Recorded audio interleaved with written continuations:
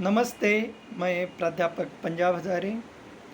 आज के ताशिकाओं में हम लोग पेपर नंबर HIN 506 स्वतंत्र उत्तर हिंदी कविता का अध्ययन करते हैं।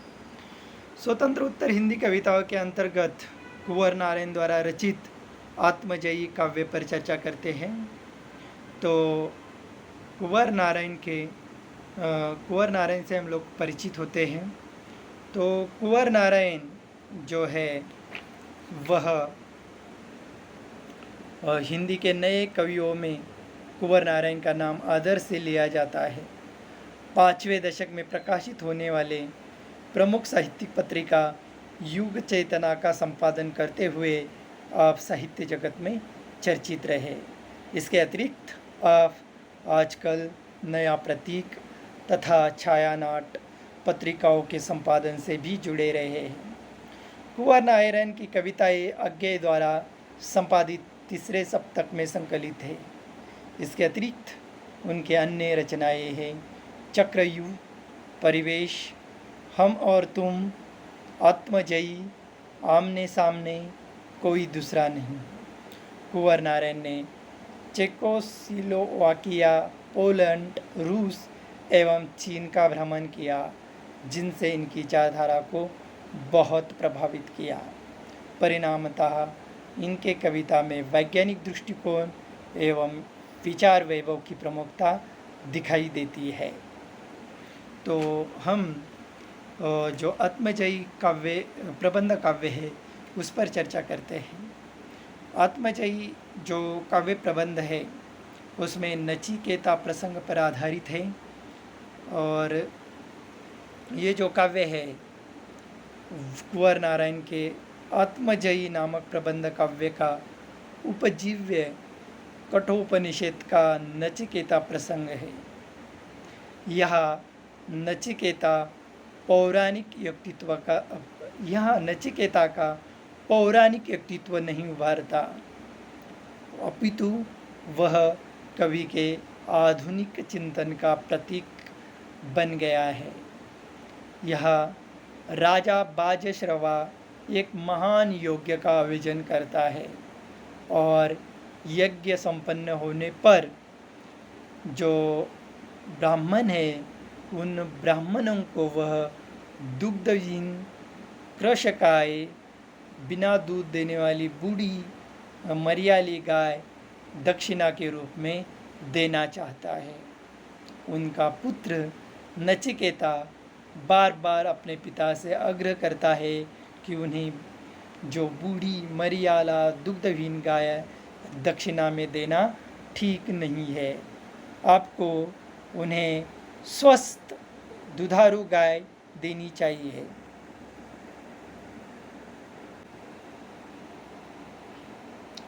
बाजश्रवा प्रचंड क्रोध में ये बात सुनकर नचिकेता की उसे गुस्सा आता है नचिकेता पर और क्रोध में आकर वह नचिकेता को शाप देता है कि मैं तुम्हें यमराज को देता हूँ।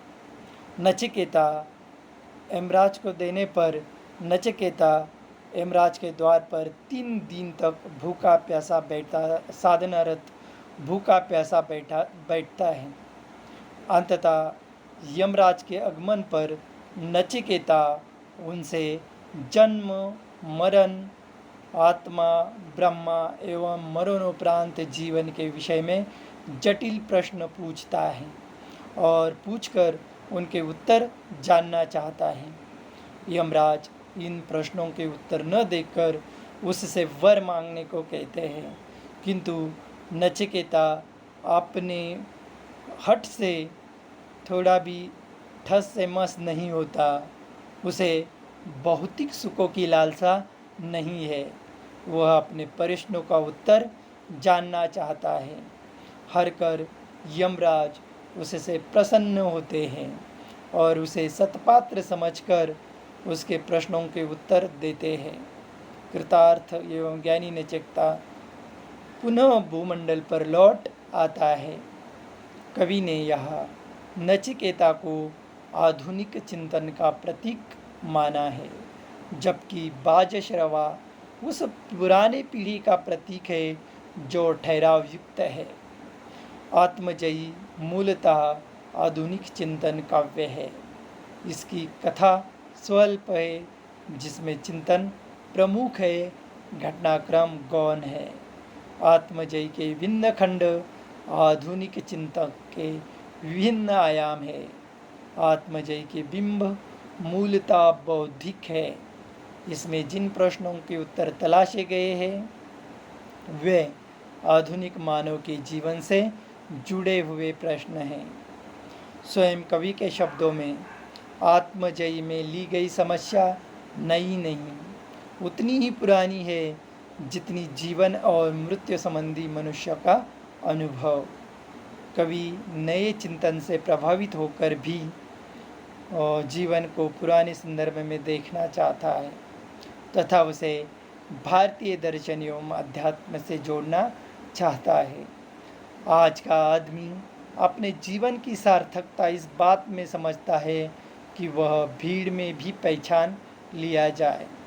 स्वतंत्रता उसकी प्रमुख चेतना है और लोग उसके अस्तित्व को स्वीकारें तभी उसके जीवन सार्थक है। व्यक्तित्व के प्रति जागरूकता और अस्तित्व की सार्थकता उसे स्वस्थ मूल्यों के प्रति अग्रसर करती है। नचिकेता के माध्यम से कवि ने इसी तथ्य को आत्मजयी में अभिव्यक्त किया है। कुंवर नारायण की मान्यता है कि वैयक्तिक सुख सुविधा के लिए जीना जीवन का चरम लक्ष्य नहीं हो सकता और विचारशील मानव के लिए तो कदापि नहीं। नचिकेता का विरोध उस वस्तुवादी दृष्टिकोण से है जो आज का सबसे बड़ा जीवन मूल्य बना हुआ है। दुग्धहीन कृषकाय गाय देकर यज्ञ का यश एवं फल लेने की कामना का विरोध नचिकेता करता है। भले ही ये कार्य उसके पिता ने ही क्यों न किया हो, कवि नचिकेता के माध्यम से जीवन मूल्यों की खोज करना चाहता है। आत्मजयी की नचिकेता निराशा से ऊपर उठकर भी उसमें उलझा हुआ है। नचिकेता उस भौतिकता का विरोध करता है जो आज संपूर्ण मानव जाति पर हावी हो रहा है। भारतीय दर्शन में मृत्यु को शांति प्रदायिनी माना गया है, जबकि अस्तित्ववादी जीवन दर्शन में मृत्यु को जीवन प्रदायिनी माना गया है। आत्मजयी में कवि ने यही प्रतिपादित करने का प्रयास किया है कि केवल सुख पाना ही जीवन का उद्देश्य नहीं है, अपितु एक सार्थक जीवन जीना इसका उद्देश्य है। कवि यह अस्तित्ववाद से प्रभावित है। जीवन की सार्थकता किन मूल्यों में है? क्या वह युक्ति स्वतंत्रता के धरातल पर है या उसके लिए किसी अन्य बृहत मूल्यों की खोज करनी पड़ेगी? कवि का कथन है कि आज युक्ति भीड़ में अपनी पहचान बनाने के लिए संघर्षरत है। दूसरे लोग उसके अस्तित्व को स्वीकारे तभी वह अपने जीवन को सार्थक समझता है। यही वह बिंदु है जहाँ नचिकेता का चिंतन आम आदमी के चिंतन से जुड़ जाता है। नचिकेता आत्मजयी इस अर्थ में है कि वह मृत्यु का वास्तविक अनुभव करके जीवन को जीत लेता है और अपने अस्तित्व को सार्थक बना देता है। निराशा को वो जीत लेता है। व्यक्तित्व के प्रति जागरूकता उसके अस्तित्व की सार्थकता को व्यक्त करती है।